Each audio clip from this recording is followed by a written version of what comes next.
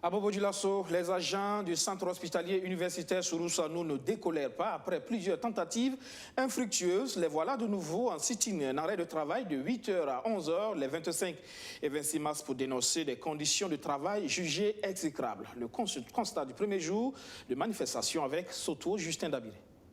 Une cuisine avec des trous à rats et des femmes de ménage qui se côtoient au quotidien, une hygiène des lieux qui laisse à désirer, un parking débordé, un manque d'équipement adéquat, des services de soins en manque d'eau pour assurer les premiers soins.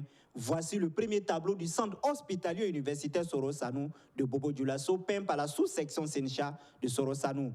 Des images que nous n'avons pas pu filmer car n'ayant pas l'autorisation de la direction de l'hôpital. Nous avons les problèmes d'eau et pour lesquels nous avions effectivement fait un sitting au mois de décembre qui n'a jusque-là pas trouvé une solution.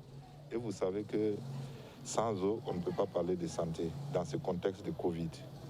Et il y a la question des équipements, notamment en radiologie, en chirurgie, au laboratoire, pratiquement dans tous les services.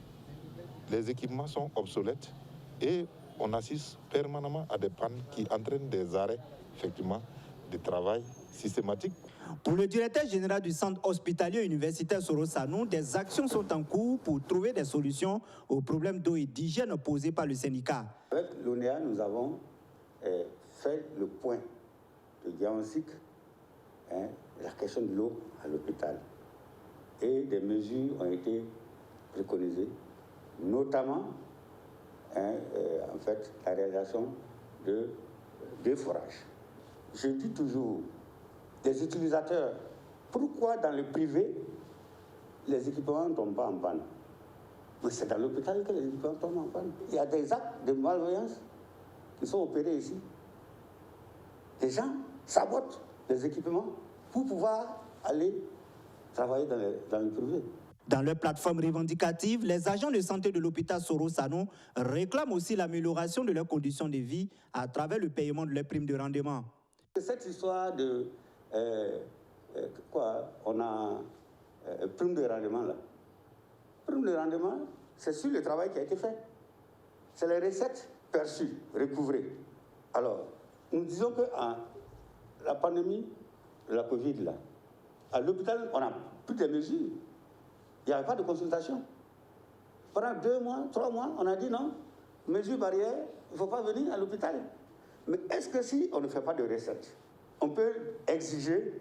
À ce niveau, il faut dire que ça pose un problème de création de la richesse, production de la richesse et la répartition. Parce qu'on ne peut pas nous dire qu'on ne peut pas avoir droit aux primes de rendement, parce que tout simplement les calculs donnent 18,72, alors que c'est les 20% qui sont nécessaires pour avoir ces primes de rendement. Tout simplement parce que l'État n'a pas honoré ses factures sur la gratuité.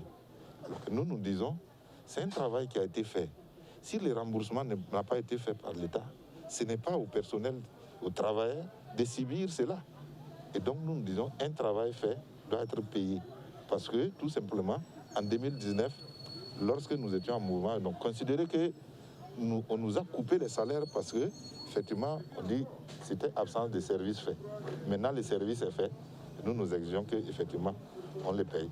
Selon le directeur général de l'hôpital Sorosanou, des dispositions ont été prises pour assurer le service minimum durant les 2 jours de sitting du syndicat national des travailleurs de la santé humaine et animale du centre hospitalier universitaire Sorosanou de Bobo Dioulasso.